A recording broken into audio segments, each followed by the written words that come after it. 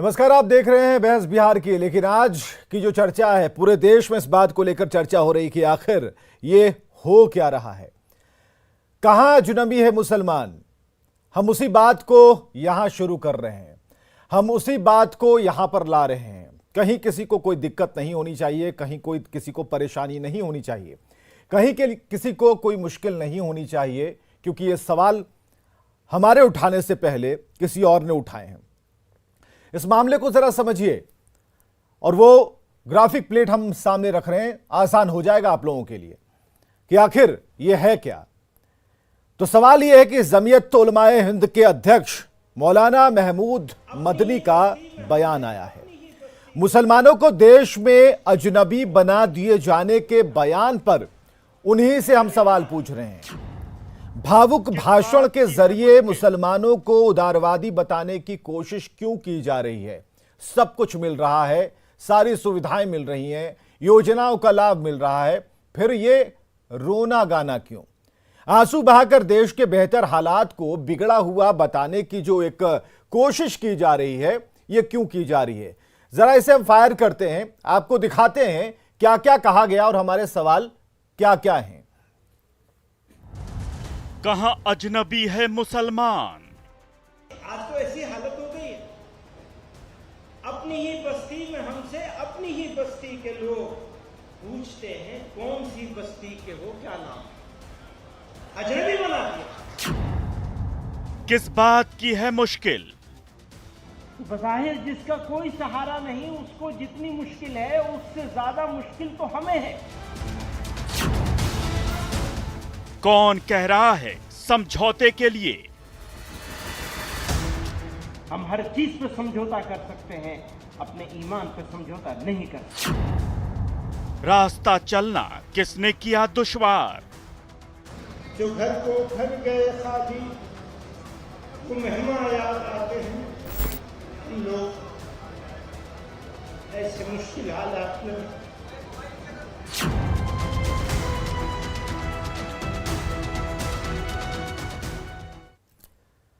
चलिए, तो जो हमारे साथ काम करने वाले हमारे मुसलमान बंधु हैं, उनसे भी ये सवाल हमने पूछा था। जब से ये मुद्दा सामने आया, हमने सबसे जाकर पूछा जो हमारे साथ काम करते हैं न्यूज़ चैनल में। उन्होंने कहा कि कहीं कोई दिक्कत नहीं है, कहीं कोई परेशानी नहीं है, खुले में जीते हैं, अपनी बात करते हैं, पूरी स्वतंत्रता है और सभी धर्मों के लोग यहां पर बहुत ही मजबूती के साथ रहते हैं। फिर सवाल इस बात को लेकर है कि उन्होंने सवाल क्यों उठाया। क्या किसी पार्टी विशेष से उनकी खुन्नस है? क्या किसी सरकार से उनकी खुन्नस है?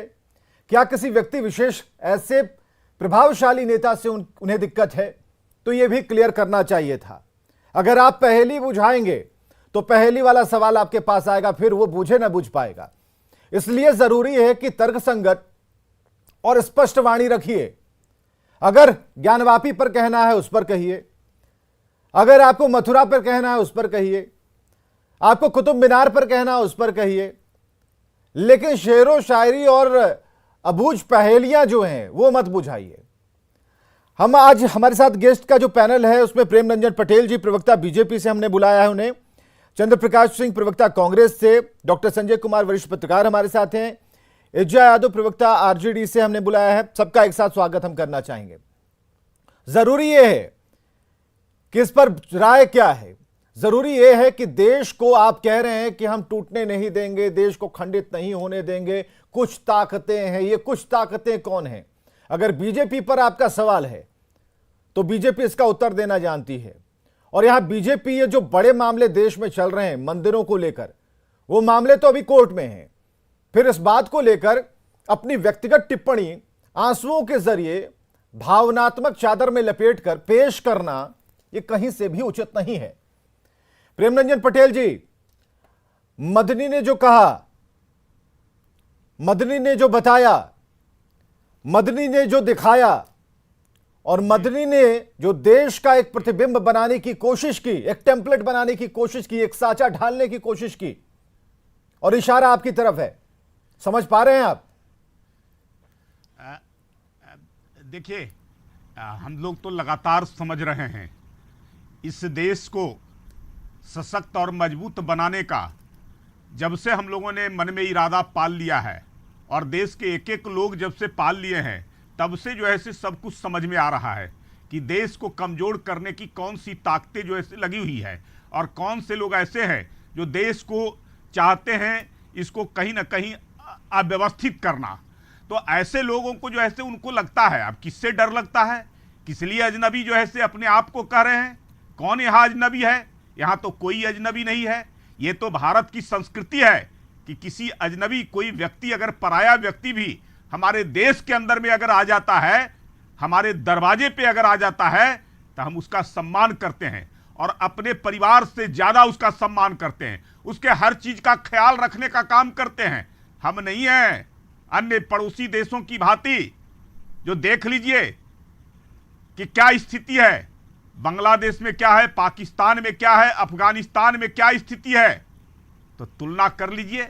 चलिए, हमारे कुछ सवाल है, चल जाएगा। प्रेमरंजन पटेल जी आज सवाल उठा रहे हैं, ये सवाल आम जन भी कर रहे हैं। एक सवाल है हमारा उनके बयान पर ही, जरा हम ला रहे हैं उसे स्क्रीन पर कि उनके बयान पर कितने तरह के सवाल खड़े हो सकते हैं, पूरा देश जानना चाहता है। और यकीन मानिए जितने भी दर्शक इस वक्त हमें देख पा रहे हैं, हमने मदनी को नंबर भी लगाया था कि उनसे हमारी बातचीत होए, लेकिन नहीं हो पाई। सवाल है कि देश में बेहतर हालात को मुश्किल क्यों बता रहे हैं। सवाल है कि देश में मुसलमानों को किस बात की मुश्किल हो रही है। सवाल है कि देश में बेहतर हालात को आप बता रहे हैं कि यहां पर काफी मुश्किलात हैं। देश के मुसलमानों को अजनबी कौन कह रहा है आपके सिवा? देश के मुसलमानों को समझौते के लिए दबाव कौन दे रहा है? देश के मुसलमानों को पीड़ित बता इमोशनल कार्ड आप क्यों खेल रहे हैं? क्या मुसलमानों को सरकारी योजनाओं का लाभ नहीं मिलता, सुविधाएं नहीं मिलती, क्या शिक्षा नहीं मिलती, रोजगार में कहीं कोई शेयर नहीं होता? तो यह भेदभाव जब होता नहीं तो आपकी जो बात है वो हवा हवाई है। क्यों हवा हवाई बात कर रहे हैं और देश की एकता और अखंडता को चूर करने की कोशिश कर रहे हैं? और अगर आप उन शक्तियों के साथ मिले हुए हैं जिनका मकसद खंडन होता है, तोड़ डालना होता है, विध्वंस होता है, तो फिर आप भारत के नहीं हो सकते। तो मदनी के बयान पर कई सवाल हैं, ये आम सवाल हैं, ये चाय की गुमटियों पर सलून में अखबार पढ़ते लोगों के सवाल हैं, जिन्हें ज्यादा पॉलिटिक्स की जानकारी नहीं होती। वो सवाल पूछ रहे हैं कि अभी इस वक्त में आंसू बहाने की क्या जरूरत है, और देश में अगर बेहतर माहौल बन रहा है तो फिर आप अपनी बात करके क्यों इस तरीके से माहौल को बिगाड़ने की कोशिश कर रहे हैं? सवाल उठेंगे आपके ऊपर। और आप गवर्नमेंट की बात करते हैं, आप गवर्नमेंट की बात करते हैं कि सरकार ने आपके लिए क्या नहीं किया। इस गवर्नमेंट ने क्या नहीं किया आपके लिए? 3 तलाक से मुक्ति दिलवाई, आजादी से सांस ले रही है महिलाएं, करोड़ों मुस्लिम महिलाएं आजादी से सांस ले रही हैं। हज यात्रा पर लगने वाली जो जीएसटी 18% से घटाकर 5% की, क्या नहीं किया? सऊदी अरब से आग्रह कर हज कोटा 2 लाख तक बढ़वाया, क्या नहीं किया? आप कहते हैं कि यहां बड़ा दिक्कत हो रहा है, बहुत मुश्किल में है, जान फंसी है, कंठ से आवाज नहीं निकल रही है, अपनी गली में हम बेगाने से लगते हैं, दरवाजा बंद करके रहते हैं। तो ये आपको लग रहा होगा। जरा लाइए इस ग्राफिक्स को जरा स्क्रीन पर लाइए, और ये जरूरी है दिखाना पूरे देश को, पूरे बिहार को और हमारे सभी मुसलमान भाइयों को कि देखिए आपके लिए, आपकी सुविधाओं के लिए सरकार क्या करती है, आपके लिए, आपके बच्चों के लिए सरकार क्या करती है, आपके लिए, आपके घर की महिलाओं के लिए क्या करती है, और मुसलमानों के उज्जवल भविष्य के लिए सरकार किन किन योजनाओं में आपको साथ लेकर चल रही है। तो सरकार की इन योजनाओं का जो लाभ आप ले रहे हैं और आप कह रहे हैं कि मुश्किल में है, तो यह नहीं चलेगा। अगर आप कहेंगे कि मुश्किल में है, अपने घर में हम पैक हैं, बंद हैं, बाहर नहीं निकल पा रहे हैं, अपनी गलियों में अनजाने हैं, हमारी बात नहीं सुनी जा रही है, तो ये जो मगरमच्छ वाले आंसू हैं कहीं और बहाइएगा। क्योंकि हमारे साथ काम करने वाले भी कई मुस्लिम साथी हैं और उन्हें भी पता है कि पॉलिटिक्स क्या चीज होती है। अगर आप किसी मंच पर जाकर खुलेआम देश के बारे में, देश में जो शांति है उसके बारे में अगर कुछ भी कहेंगे तो यह बिल्कुल अपच होगा, और इसे पचाने के लिए किसी हाजमोले की जरूरत नहीं होगी। सीधे हम आते हैं अपने गेस्ट पैनल की तरफ।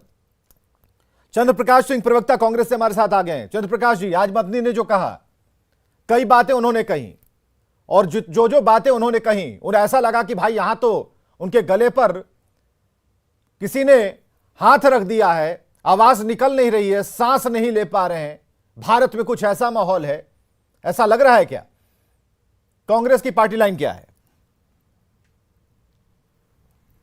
देखिए, कांग्रेस की पार्टी लाइन आप भी जानते हैं, और यहाँ देखिए मदनी जी का बात करिए या कोई और भी दूसरे पक्ष के लोग हों, हिंदू के तरफ से हों, मुसलमान के तरफ से हों, भड़काऊ बात किसी को नहीं बोलना चाहिए। देखिए, इसमें कोई दो राय नहीं है कि इस देश का जो एक संस्कृति है, गंगा जमुनी जो संस्कृति है, उसको हमको सबको ले करके चलना है। अब इसमें राजनीतिक स्वार्थ के लिए या कोई अपना वर्चस्व स्थापित करने के लिए या कोई और तरीका जो लोग अपनाने के बजाय ये जो धर्म का कार्ड खेलते हैं, हिंदू मुस्लिम की जो बात करते हैं, ये अच्छी बात नहीं है। ऐसा नहीं है कि देश में ये कौन कहेगा कि इस देश में मुसलमान सुरक्षित नहीं है। ऐसा अगर कोई कहता है तो ये गलत है। इस देश में जितना हिंदू को अधिकार है उतना ही अधिकार मुसलमान भाई को भी है।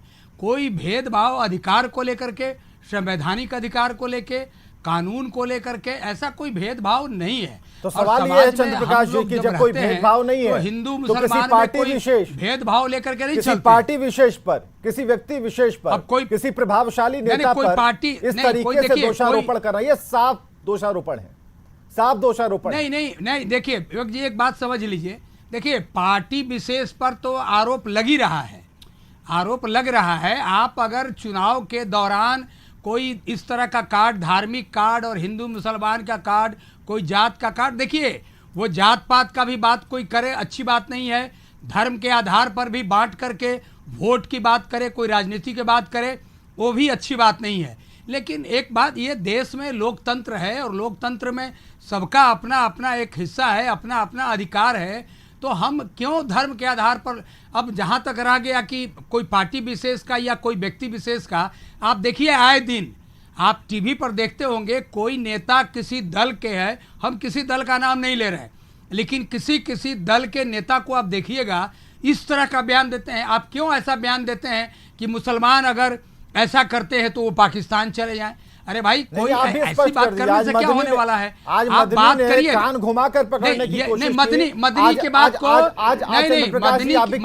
मदनी की बात सीधे पकड़िए, नाम लीजिए। नहीं, मदनी की बात को सीधे पकड़ रहे हैं। कौन ऐसा नेता है? लीजिए, बात तो वहां तक पहुंचनी चाहिए। डिबेट का मतलब क्या है फिर? देखिए, अरे बात पूछिए, कहिए ना। बीजेपी आज देश में धार्मिक कार्ड और हिंदू मुसलमान का कार्ड खेल रही है कि नहीं खेल रही है? आप भी इस बात तो को यही बात तो मदनी के बात को स्वीकार नहीं करते हैं, कह रहे हैं। या मदनी के बात नहीं, आंसू बहा रहे हैं। मदनी जो कह रहे हैं वो अपना कह रहे हैं।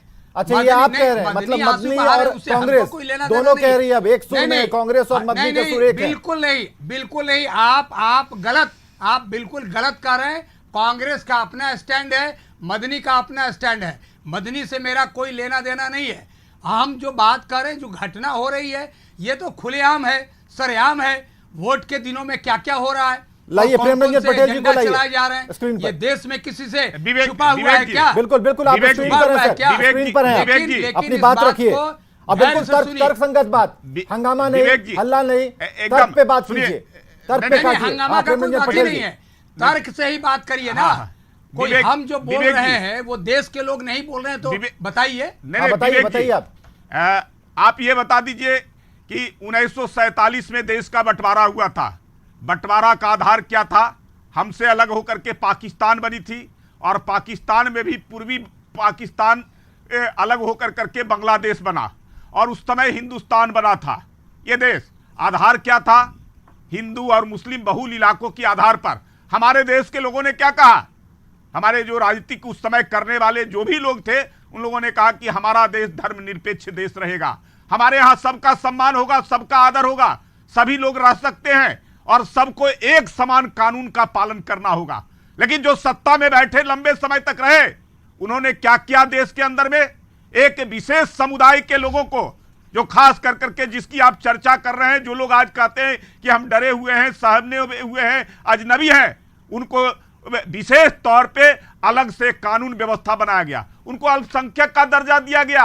अरे अल्पसंख्यक कौन? जो ऐसे जो 20% जिसकी आबादी हो जाए वो अल्पसंख्यक होगा क्या देश के अंदर में? उसको अल्पसंख्यक बना करके उसके लिए अलग से सब कुछ दिया गया, और कहा गया कि देश के संसाधनों पर पहला अधिकार उन लोगों का है। अरे देश के संसाधनों पर देश के तमाम लोगों का अधिकार है, सबका अधिकार है, किसी का कोई ना आगे और ना पीछे है। कानून एक समान का पालन होना चाहिए, सबके लिए आचार संहिता एक समान होना चाहिए, कानून किसी के लिए कोई अलग नहीं होना चाहिए। नहीं, ये कौन सा सच्चर कमेटी, कौन सा सच्चर कमेटी बना था, किसने को लेकर के? अरे किसने बना, आप क्या कहना चाह रहे हैं? किसने बनाया था सच्चर कमेटी? और सच्चर कमेटी ने क्या कहा था, क्या कहा था? लेकिन आप देख लीजिए यहाँ देश के अंदर में क्या कोई जो है किसी पर पाबंदी है क्या? सबके लिए समानता का अधिकार है, सब लोग जो है यहाँ चुनाव लड़ सकते हैं, सब लोग किसी पद पर जा सकते हैं, देश के सर्वोच्च शीर्ष पर बैठ सकते हैं, यहाँ के राष्ट्रपति एपीजे अब्दुल कलाम आजाद हो सकते हैं, हर कोई व्यक्ति जो है समान है। तो फिर जो है विशेष तौर पे केवल राजनीति करने के लिए एक विशेष वर्ग के लिए आप उसके वोट के लिए आप क्यों उनको तो सारी बातें चंद्र प्रकाश जी आप मान रहे हैं, सारी बातें आप मान रहे हैं चंद्र प्रकाश जी। सवाल ये है कि अगर केंद्र सरकार अगर इतना सपोर्टिव है, केंद्र सरकार अगर सब कुछ कर रही है, मोदी की गवर्नमेंट ने अगर सब कुछ किया मुसलमानों के लिए और कर भी रही है, तो फिर आपत्ति किस बात को लेकर है? तो पार्टी विशेष की चर्चा नहीं होनी चाहिए, पार्टी विशेष पर लांछन नहीं लगना चाहिए, समान अधिकार दीजिए, सबको एक कानून का पालन करना चाहिए देश के अंदर में। ये आज मुसलमानों आज हमारे भारत में जो प्रधानमंत्री नरेंद्र मोदी जी के नेतृत्व में जो सरकार बनी है, योजना बनती है, तो योजनाओं में किसी को रोका गया है क्या? हमारे प्रधानमंत्री ने कहा कि गरीबी से लड़ना है, गरीबी से सबको लड़ना है, और गरीब कौन है, किसको गरीब बना के रखा, किसको आप लोगों ने केवल वोट बैंक के लिए इस्तेमाल किया, किसको आपने योजनाओं में शामिल नहीं करने का काम किया, उनके जीवन स्तर को उठाने का काम नहीं किया। लेकिन हमारी सरकार ने उनके जीवन स्तर को उठाने के लिए योजना बनाया, उन योजनाओं में शामिल करने का काम किया कि अगर देश में कोई भी व्यक्ति अगर गरीब होगा, किसी समुदाय का व्यक्ति होगा, किसी धर्म का व्यक्ति होगा, किसी वर्ग का व्यक्ति होगा, हर लोगों के लिए योजना होगी, समानता रूप से होगी, कोई को विशेष तरजीह नहीं मिलेगी। ये किस लिए जो है किया गया? तो आप लोग केवल वोट का इस्तेमाल करते हैं, वोट बैंक बनाते हैं। ठीक है, आपके नेताओं के बयान को लेकर आपके प्रेमरंजन पटेल जी, बीजेपी के प्रवक्ता, इन लोगों ने खड़ा किया है तुष्टीकरण की प्रेमरंजन पटेल जी, आपके नेताओं के बयान को लेकर कांग्रेस कुछ ज्यादा ही छलनी है, इस पर विशेष तौर पर अभी बात आगे बढ़ाएंगे। जरूरी है कि हम अंतराल पर जाएं, एक छोटे से ब्रेक के लिए जाएं। एजे यादव जी को सुनते हैं, जरा रुक जाइए। एजे यादव जी अपनी प्रतिक्रिया दें। क्या अजनबी है मुसलमान अपने देश में? अपनी गलियों में कैद है मुसलमान और किन मुश्किलों में है, और क्या गवर्नमेंट कुछ नहीं कर रही? बिहार की सरकार, देश की सरकार इतना सब कुछ करने के बाद भी इतना सुन रही है, ये गवारा नहीं है। ये कहां से सही है? कांग्रेस के लोगों के केवल रुकिए अजय यादव जी को सुनिए। मतलब नहीं है। आरजेडी प्रवक्ता, आरजेडी प्रवक्ता प्रेमरंजन जी 1 मिनट रुकिए। देश आगे बढ़ रहा है, ताकतवर हो रहा है। प्रेमरंजन जी 1 मिनट। अजय यादव प्रधानमंत्री की साख बढ़ रही है, तो आज इनको बर्दाश्त नहीं। रुक जाइए प्रेमरंजन पटेल जी, एक प्रतिक्रिया लेने दीजिए आरजेडी से भी। काम कर रहे हैं चंद्र प्रकाश जी 1 मिनट। हाँ अजय यादव जी, देश को तोड़ने वाले, देश को मजबूत अजय यादव जी, देश को आप लोगों ने तोड़ के रखा है, देश को कमजोर करके आप लोगों ने रखा है। विवेक जी, मैं 1947 पे नहीं जाऊंगी, लेकिन पिछले कुछ सालों में अगर आप देखें तो सीएए, एनआरसी पे चर्चा हुई, किसको टारगेट किया गया? मुसलमानों को टारगेट किया गया, ये सब जानते हैं। लव जिहाद पे चर्चा हुई, किसको टारगेट किया गया? मुसलमान को टारगेट किया गया। कोरोना जब वायरस जब देश में फैला तो कहा गया मुसलमान मस्जिद में बैठ करके कोरोना फैला रहे हैं, वायरस फैला रहे हैं। ये लोग को हिजाब पे क्रिटिसिज्म हुआ कि हिजाब ये लोग को नहीं पहनना चाहिए। लाउड स्पीकर पे बैन कौन लगाना चाहते हैं? लाउड स्पीकर कौन कहते हैं कि मस्जिदों में नहीं रहना चाहिए? लेकिन तर्क भी बताइएगा अजय यादव जी, आपने 4 पॉइंट्स उठाए हैं। अगर 4 पॉइंट्स उठाए हैं बीजेपी की तरफ से, आपको लगते हैं कि ये चारों पॉइंट्स को ध्वस्त किया गया, तो आपको एक एक कर इसका एक्सप्लेनेशन देना होगा। अगर ये चीजें की गई, लाउड स्पीकर अगर उतारा गया, इस पर अलग से डिबेट हो चुकी है। कभी ये लोग 5 बजे नहीं, इस पर अलग से डिबेट हो चुकी है। क्यों उतारा गया इसका कारण भी बताना होगा। और नहीं तो कहिए तो फिर आपके घर के आसपास भी 4, 5, 6 लाउड स्पीकर लगवाकर गीत संगीत का कार्यक्रम करवाया जाए। देखिए बहुत सारी चीजें हैं, माइन्यूट चीजें हैं, छोटी चीजें ठीक है। हैं, इनको समझने की जरूरत है। अपनी विवेक- बात रखें आप। विवेक जी बोलने दे। जी बोलिए। जब शादी ब्याह में लाउड स्पीकर बैंड बाजा बराती चलता है, इसको क्यों नहीं रोका जाता है? 10 बजे के बाद कहीं नहीं चर्चा बजता होता है, नमाज नियम कानून है कैसे उसके पढ़ा लिए। जाए, नहीं पढ़ा जाए, उसका रात नियम 10 है बजे। विवेक जी, इस पे चर्चा। लाउड स्पीकर का नियम है, पटेल जी परमिशन थोड़ा लेना पड़ता है patience और रखिए। समय निर्धारित होता है, कितने समय से कितने समय तक लाउड स्पीकर बजाना है, ये समय विवेक जी- निर्धारित होता है। विवेक जी हाँ, बोलने बोलने दिया दीजिए, जाए। यादव जी को नहीं अपना कर पक्ष सकते रखने हैं, दीजिए। किसी के जीवन में जी, यादव खलल जी नहीं को डाल अपना पक्ष सकते रखने हैं, दीजिए, किसी को प्रेम रंजन सोए जी। हुए नहीं जगा अरे सकते हैं सारा जबरदस्ती। खलल डालने का काम नहीं कर सकते हैं। भारतीय जनता पार्टी के अच्छा लोग कर ठीक रहे है, हैं। एजे यादव जी अपनी शांति बात सबको पूरी कीजिए। चाहिए, शांति को सबको अशांति चाहिए। में बदल रहे हैं। एजे यादव जी अपनी बात पूरी इसके कीजिए। अलावा कभी ये लोग बैन करते हैं, कभी होता है कि मीट नहीं खाना है, यहाँ ये नहीं करना है। ये सब कौन करते हैं? बीजेपी वाले करते हैं। इसके अलावा और सुने विवेक जी, अभी क्या हो रहा है, ज्ञानवापी पे चर्चा हो रही है, शिवलिंग मिल गया। ताजमहल में होता है कि ये नहीं पता है, ये भगवान- नहीं पता है इनको कि मुगल काल में जो ऐसे मंदिरों को तोड़ा गया, ये इनको नहीं मालूम है शायद, जो ऐसे इतिहास नहीं पढ़े हैं कि मुगल काल में कितने मंदिरों को ध्वस्त किया गया, कितना ध्वस्त कहां किया गया? बोले आप, हिंदू बताइए। मंदिरों मैं पर जो आपसे ऐसे पूछती हूँ, मस्जिदें कितना- बनाई गई, कितना ये मंदिर तोड़ा प्रमाण गया? जो ऐसे राम मंदिर का मिला कि मैं नहीं, पटेल साहब कोर्ट से ने पूछती सारे हूँ। तो ठीक है, पटेल जी हिसाब किताब कर लीजिए। एक छोटे से अंतराल के लिए रुकते हैं, एक छोटा सा यहाँ ब्रेक लेते हैं। आप लगातार देख रहे हैं बहस बिहार की। हमारे साथ सभी मेहमान जुड़े हुए हैं। प्रेम रंजन पटेल जी प्रवक्ता बीजेपी से, चंद्र प्रकाश सिंह प्रवक्ता कांग्रेस से, जय यादव जी प्रवक्ता आरजेडी से, डॉक्टर संजय कुमार वरिष्ठ पत्रकार हमारे साथ मौजूद हैं। सीधे जरा हम डॉक्टर संजय कुमार के पास चलेंगे और उसके बाद जिस डिबेट को हम छोड़कर आए थे, ये डिबेट चल रही थी बीजेपी वर्सेज आरजेडी, जरा उनकी भी सुनेंगे। डॉक्टर संजय कुमार, मदनी ने जो कहा इस मामले को समझाते हुए, उनके आंसुओं को, भावनाओं को देखते हुए, और जो उड़ेलने की कोशिश उन्होंने की थी, वो जो उड़ेलने की कोशिश उन्होंने जो की थी, जो असफल कोशिश की थी, बाकी सभी लोग समझ रहे हैं, समझदार हैं, पढ़े लिखे हैं, और जो आबादी है भारत में मुसलमानों की, सभी देख रही है कि ये हो क्या रहा है। लेकिन इसके बाद भी ये दो पार्ट में बटा हुआ यहां दिखता है। आपकी प्रतिक्रिया, आपका रिएक्शन।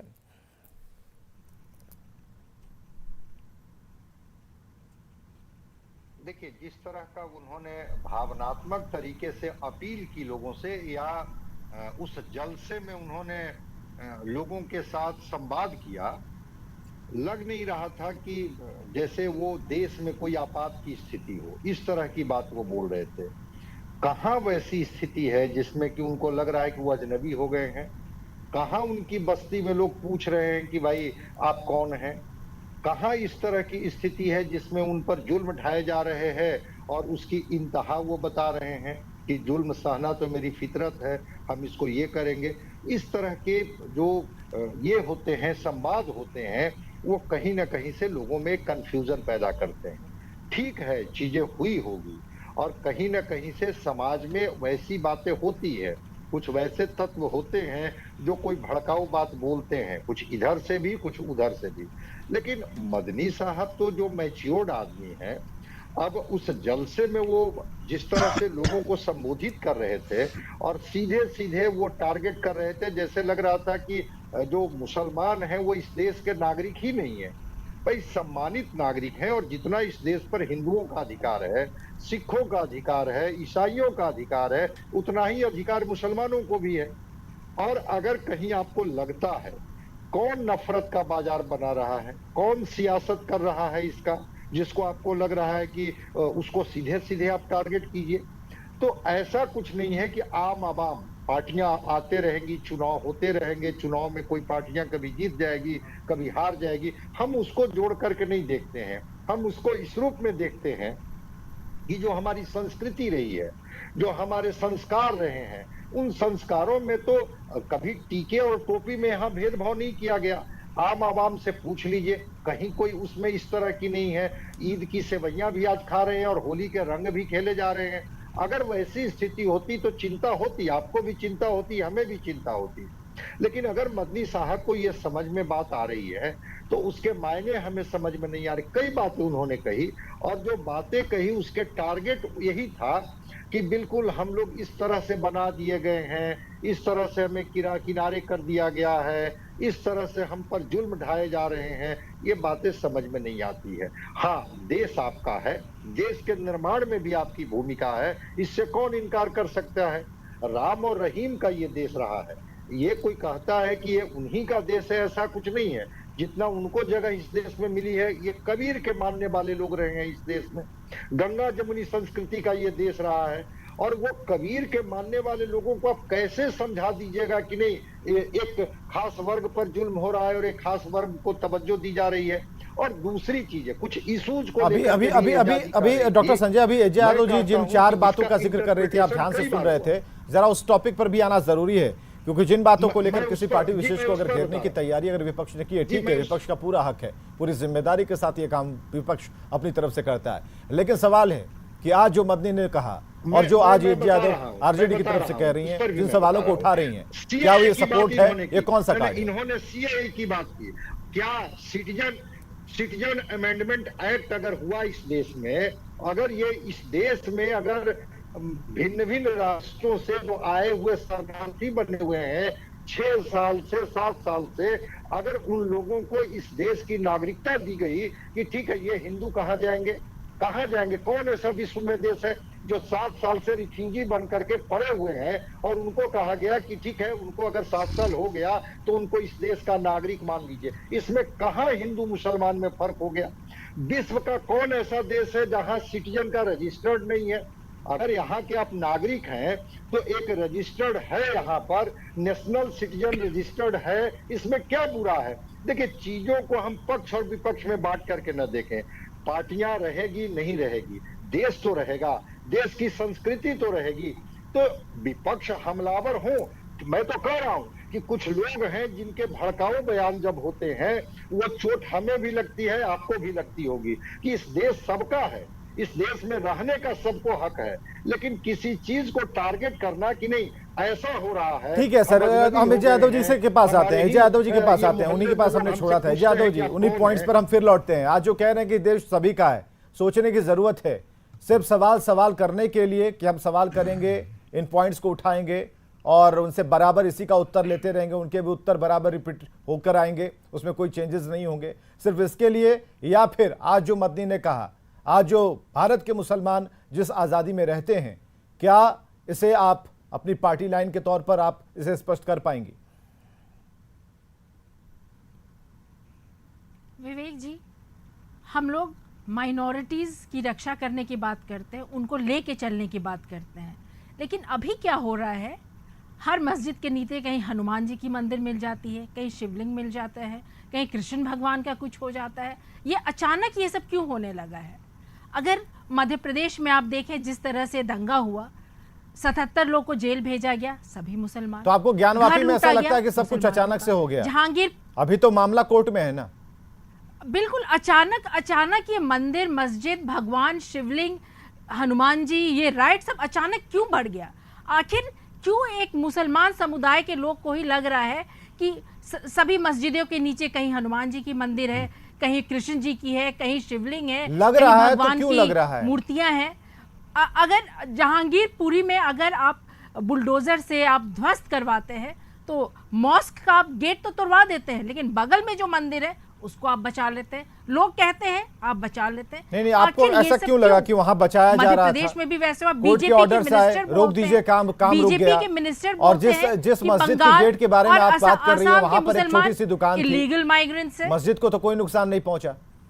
नहीं, हम आप ही के तर्कों पर बात कर रहे हैं। आप जो तर्क बता रही हैं, हमारे पास जो फुटेज है, घर लूट लिया, मध्य प्रदेश में घर लूटा जाता है। आखिर ये सब चीज ऐसा क्यों लगता है? एक पब्लिक को भी लगता है कि इस तरह का चीज किसे लग रहा है? पॉलिटिकल पार्टी आरजेडी को सिर्फ लग रहा है? आजादी की लड़ाई हम लोग सब लड़े थे। किसे लग रहा है? जितना हक हिंदुओं का है उतना ही हक मुसलमानों का भी है। अगर हम लोग एक साथ मिलकर के चले, आज हम लोग डेवलपमेंट की बात कर रहे हैं विवेक जी, आज हम विकास की बात कर रहे हैं, आज हम चांद पर भी जा चुके हैं, और यहाँ पे मस्जिद के नीचे, ये मंदिर के पीछे वो हम लोग यहाँ कहाँ सुन रहे हैं? रिलीजन का चादर ओढ़े हुए हम लोग बहुत भड़काऊ काम कर रहे हैं। साधु महात्माओं का देश है, सेक्युलर कंट्री है, एक रिलीजन का ढांचा हम लोग नहीं पहने, जो सही है वो करें। तो जब हम मंदिर नहीं जानते हैं रहेगा कि तो हमारे कहाँ रहेगा? देश की आजादी की लड़ाई में ये सबको सब लोग पता है मिलकर के कि लंबे समय तक मुगल का जो ऐसे शासन यहाँ रहा है और कुछ ऐसे और वो हरकत करते आताताई हैं थे, जिससे जिस वायलेंस प्रकार बढ़ता से है, हिंदू कम्युनिज्म समुदाय बढ़ता पर है। हमें वो कैसे जो काम है नहीं कहर करना बरपाए चाहिए। गए थे, आखिर ये किस खून प्रकार खराबा से क्यों? उनको जो है हम लोग जो प्रेजेंट है उसको क्यों नहीं मंदिरों को खूबसूरत बनाए? तोड़ जो कर present मस्जिदें है, बनाई गई थी, उसकी पीछे किस गंदी प्रकार पास से क्यों जजिया लपेट रहे कर हैं? उनके क्यों ऊपर हम लगाया लोग गया इस था। तरह का ये काम सारी कर रहे हैं, चीजें इनको जिससे याद कि नहीं आज है, मदनी जी लेकिन किस उसके तरह की बावजूद बात कर भारत रहे की हैं। जो संस्कृति है आज भी वो संस्कृति जिंदा है। इस संस्कृति का पूरे दुनिया कौन में लोहा भारत की होता है, संस्कृति जिंदा ऐसी है? संस्कृति ये हम कहीं लोग नहीं सब होती बोलते है। हैं। और ये देश भारत की सबका संस्कृति की सम्मान चर्चा और आदर और करने तारीफ वाला हम लोग संस्कृति सब करते है, हैं। लेकिन इसी देश के यहाँ अंदर पे में अगर इस तरह की बातें इसी होती है, देश के अंदर एक में समुदाय को टारगेट किया कश्मीर जाता के है, अंदर में हम ये भी जब बोलेंगे। 1991 एक मिनट एक करके बोलिए, आवाज म्यूट हो जाइए। अजय यादव जी अब जवाब, अजय यादव जी आपने शुरू किया, हमारे यहाँ चंद्रप्रकाश जी के पास भी, लेकिन हाँ कश्मीर से खाली करके चले जाए।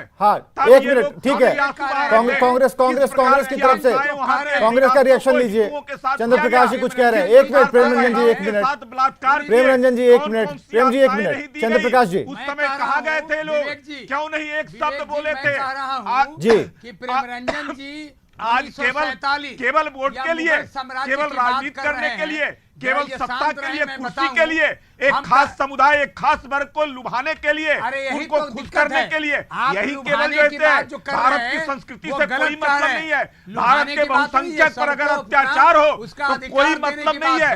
क्यों नहीं कश्मीर के सवाल पर आप लोग जो है सवाल उठाए, क्यों नहीं वहाँ हिंदुओं को पलायन किया गया, वहाँ से भगाया गया, क्यों नहीं आवाज उठाए, क्यों नहीं बोले? उस समय आप कहते ना, उस समय आप बोलते ना, उस समय बोलते ना, उस समय क्यों नहीं बोले?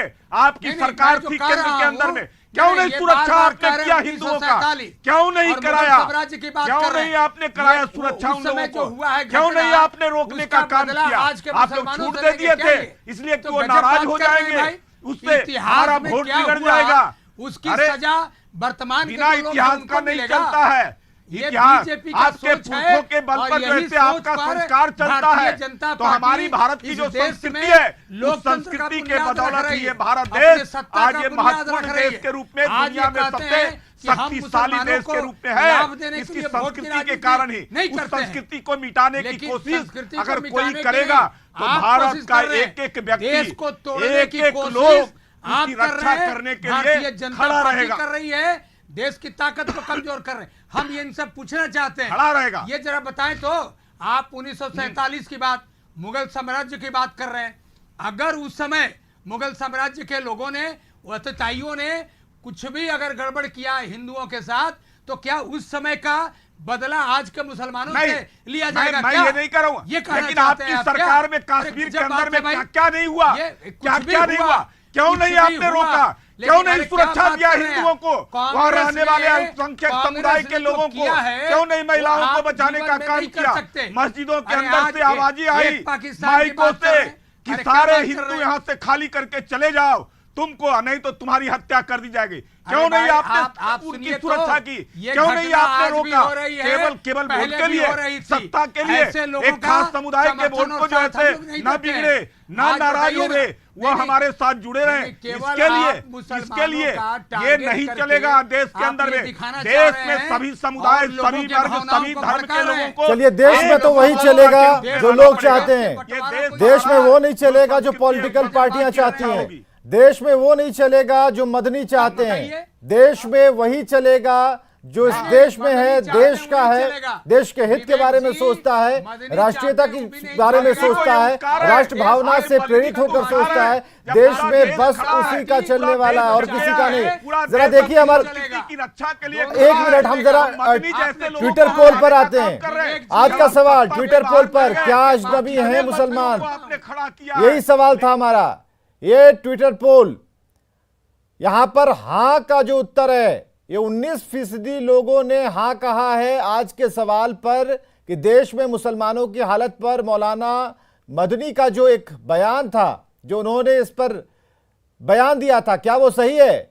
तो 19% लोगों ने कहा कि हां ये बयान सही है, जो मौलाना महमूद मदनी ने कहा वो सही है। लेकिन 67% लोगों ने कहा कि जो मदनी ने बयान दिया वो सही नहीं है। हालांकि 14% ऐसे लोग हैं जिन्हें इस मुद्दे के बारे में पता नहीं। लेकिन आप कंपेयर कर सकते हैं इस तस्वीर से, आज के इस ट्विटर पोल से, कि देश में मुसलमानों की हालत पर जो बयान, जो आंसू बहाते हुए बयान इमोशनल कार्ड खेलते हुए बयान दिए गए, उसका जवाब आपके सामने है। अब चलिए हम जरा डॉक्टर संजय कुमार के पास सीधे आते हैं। डॉक्टर संजय कुमार, जो ट्विटर का जो हमारा पोल है हर दिन बताता है, हमें एक राह दिखाता है, 67% लोग कह रहे हैं बिल्कुल गलत बयान है। नहीं, मैं तो कह रहा हूं ना कि जिस तरह से मदनी जी ने एक इमोशनल कार्ड खेलने की कोशिश की है, अगर वैसी स्थिति वास्तविकता से उसको कोई लेना देना नहीं है। अगर वो वास्तविकता के करीब होता तब तो लोग उसके पक्ष में खड़े होते। ये वास्तविकता नहीं है। आप तो अपने क्लिपिंग में दिखा रहे हैं, क्या रोजगार में भेदभाव है, क्या शिक्षा में भेदभाव है, क्या स्वास्थ्य में भेदभाव है, क्या योजनाएं जितने वेलफेयर के स्कीम चल रहे हैं क्या उसमें कोई भेदभाव है, क्या जो आवास का योजना का जो लाभ दिया जा रहा है क्या उसमें कोई भेदभाव है।